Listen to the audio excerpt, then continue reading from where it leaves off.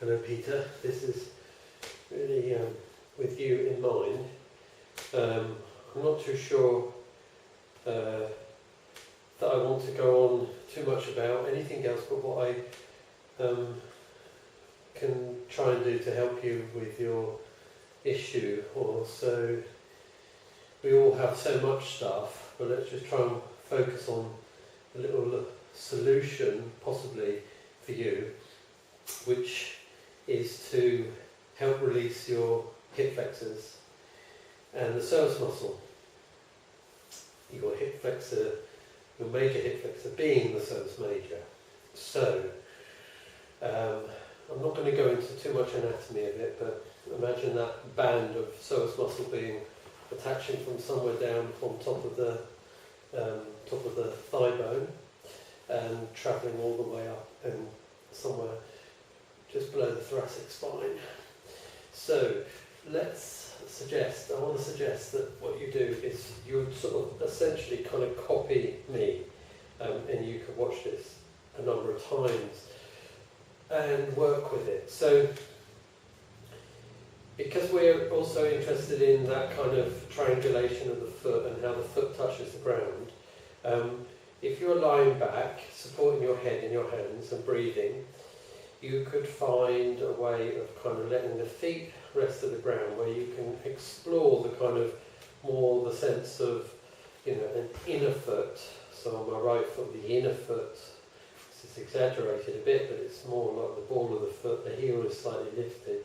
Now if I'm lifting the heel, there's a tightness in the calf muscle to create that. So at some stage I want to sort of be also to let the heel go in the direction of the floor. It mightn't touch the floor, it might touch the floor, but it's just in that direction, letting the knee drop across the midline and releasing the breath. And so with the release of breath, there's a release of tension that we're brought in with the inhalation, so the respiratory muscles can release that tension. That tension is going to the ground. But from the ground, there is a transmission of forces back through the thigh bone in towards my pelvis, in towards the way the ball and socket joint here works, in towards the pelvis. And that could seem like a kind of an ambiguous term or feeling or experience, but trust me, it is real and happens. And sometimes that can be more experience. You can find that as a greater experience or more highlighted. I don't quite know how to describe that.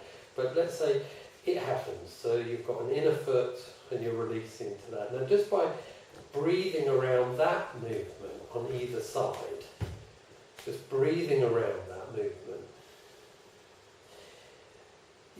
with each release of breath, there's a release of tension. And that's not just felt through from my waist down to the foot, that's also experienced in the rest of the body. So it could be if you were supporting your head like this, you've got the elbows slightly pushed together, then when the breath is in, when you're breathing or receiving breath, you could kind of be aware of the weight of your head in your hands. So we just make it simple. You can feel the weight of your head, you're holding your head. And when the breath goes out, when there's that release of tension, you can also let the weight of your head drop into your hands a bit. Try and keep the jaw soft at this stage, no gripping of the jaw, muscles around the jaw released. You could practice a little bit maybe with the tip of the tongue resting on the soft palate or the roof of the mouth, towards the roof of the mouth, just behind the teeth even. The lips may be just touching, can be a sort of just touching. Now, if I carry on like that, you won't hear another word from me, so I've got to keep talking here. The breath drops down, the weight of the head drops into the hands, the foot touches the ground, and I'm exploring a little bit more of the inside, the inline, the inner edge of my left foot. The effort I'm going to put into now is waking up the side of the foot, so that's something like spreading across from the ball of the foot, spreading across from the big toe towards the little toe. So I don't know if you can see on my left foot now, the little toe is out. Now, if I'm just pushing and extending that, I want to be able to breathe around that. So there is both an inward breath and an outward breath, which is relating to the feeling of being in the side of my foot. And this process, because you could spend a lot of time just kind of finding an rotation, the ball of the foot, maybe that's a little more simple. It's like dropping to the ball of the foot, but you can pick the big toe up, and then you can place the big toe, and then you can kind of work out how much tension is in the front of the toe now, so that you could release a little bit of that tension each time you're breathing out. Then it feels a little bit more like the ball of the foot touches the ground and the big toe is extending away from that joint, the ball of the foot. The little toe responds to that, and that seems to sort of engage with the side of the foot. Now my heel is lightly touching the mat, and I want that. I don't want that to be heavy. At the moment, I want that to be light. So there's an inner rotation and there's an outer rotation, but instead of doing it kind of from the hip end, instead of doing it as a gross muscular movement with the superficial muscle, I'm more looking at this sort of deeper release which comes with the connective tissue. So this is really about kind of structural alignment, being your bone structure. So the ball of the foot can rest down, the heel can touch lightly, and there's a knee dropping across my midline, and there's an experience or sensation that goes with that, which is more around the inner foot. Then we've got the outer foot, and you can work with that. Now, as you're breathing, you'll experience from being in the outer foot, there's something changes around the breathing, where it feels a little bit like you're kind of expanding, moving up. It's not just about a breath in expansion. There is a feeling of a kind of an expansion on the inside, so you can explore that. Now, in this case, that can feel a little bit like I'm gaining some space on the inside here, which takes me more into the thoracic spine. And then, indeed, the relationship of the kind of weight of my head, my hands, the way I'm supporting my head, it is relating also to that kind of growing sensation of space on the inside.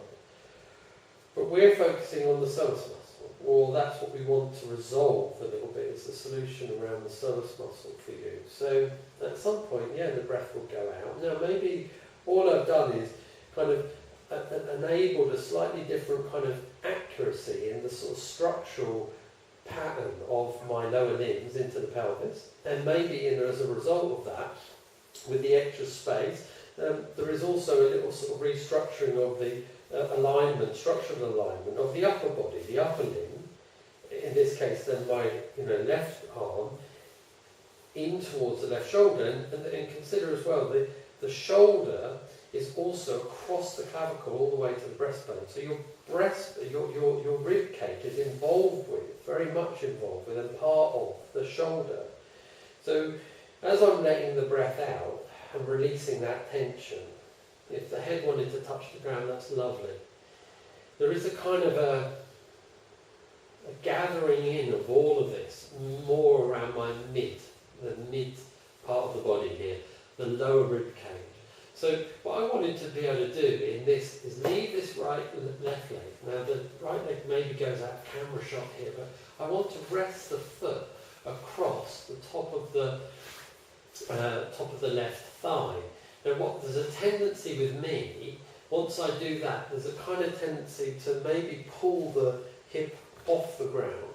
But I want to sort of try and resolve that, so that I want to feel like I'm able to sort of drop down on top of the hip flexor. So if I'm positioning the foot, it's like in my heel, I don't want to yank my foot down and force that, obviously. So there's a kind of a sense of wherever the foot can rest on the thigh, instead of it pushing away from and lifting the pelvis, it's almost like it's trying to feed the pelvis down to the ground.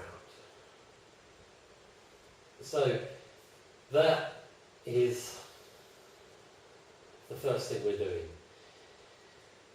You've got a foot here now, and you've got your foot on the ground, so you can work with the inner arch of the foot, the ball of the foot, the kind of sense that the big toe can kind of almost extend away from the ball of the foot, like you're kind of growing the big toe. The sort of fanning across, inviting space towards the little toe, so that you connect all this outer edge of the foot back towards the heel. And then from the foot, that goes through the ankle. So consider the ankle, and all I can say is kind of try imagine that you can breathe with your ankle, that there's a possibility of sort of developing space in the ankle. Consider the ankle is part of the lower limb as well. So the foot and the space above the talus, you have this hinge joint. That you've got a balance, and it's almost like you could extend the space on the inner ankle. So the foot can rest there. The arms at this stage, probably, it does feel nice to do something else with them. So very simply, you could rest them on the forehead a bit like you're sort of almost top of the forehead towards your crown, resting the hands there, using them, squeeze the hands just a little bit, it's gentlest pressure as you're breathing in. That can be a little bit like holding the head so it feels like you're supporting the head. There's an expansion that can come with the squeezing the hands. And when you release the tension, release the breath, let the hands kind of almost like they want to pull back down on top of the head as the breath goes out. And then there's a kind of gathering in around your centre. So, one side. Repeat to the other side. Midline. Outer edge of the foot. This is obviously on my right leg. The left foot can mirror what my right foot is doing. I can place the foot a little bit more accurate or closer to the hip. You're readjusting yourself the whole time. As your body is releasing tension, more space develops, and naturally, your spine is responding to that. So you find another way of being with yourself. So you move. It's just a case of kind of just keep releasing the breath, keep noticing how with the release of breath, a little bit of space develops. So you've got something to work with there. Now that process there, you could do that for a whole day if you wanted to. You could approach the mat, do it for 5 minutes, come back, do another 5 minutes, keep coming back and just doing that same thing. Without the thighs, there's an inner line of the body, without the legs crossing over, on top of the thighs. You've got this inner line of the body, so the ball of the foot, big toe extending away, let the big toe touch the ground. I have to let the breath out. I want to find a way of just kind of resting towards the ball of the foot. And then you can explore a whole bunch of sensations around, are you pushing, are you releasing it, are you floating the ball of the foot, how much effort are you involved in, how much attention have you in your feet now. And there's a knees dropping sort of towards each other that has a sort of different quality, the inner foot, now my heel touches.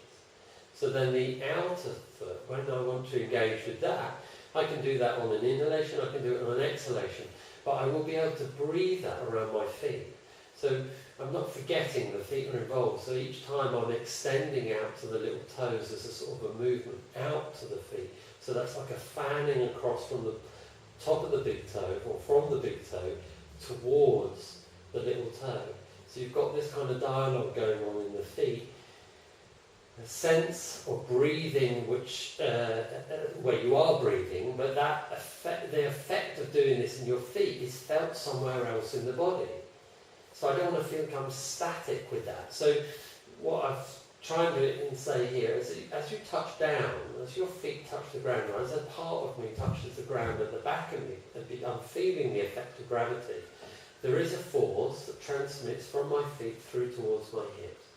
Now, if I'm able to kind of think of this movement of the top of the hips, releasing, this is quite useful, fists, knuckles, push a little bit on top of the hip flexors, so you can feel a little bit more of a sacrum as you push down a little bit here, not too much tension, and play with the inner rotation of the thigh bone, the outer rotation.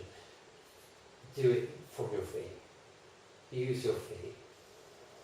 There's breathing out, there's the sort of receiving of breath, exploring the outer foot and how that feels and how it changes something then around the lumbar spine. This will help release the psoas muscle.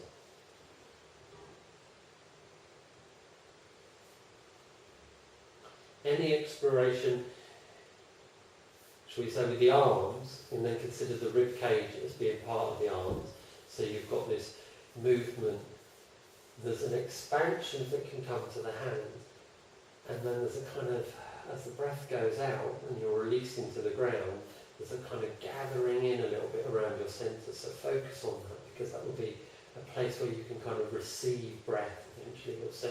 You'll kind of like the centre of the breath will feel a little bit like it releases to, gathers in, and then there's an expansion of from and away from your centre.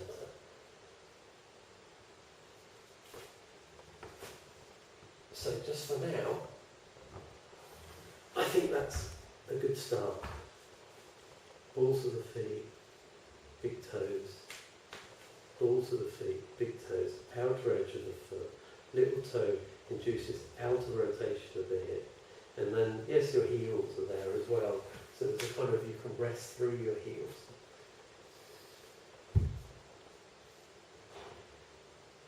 Okay, I'm going to leave it like that.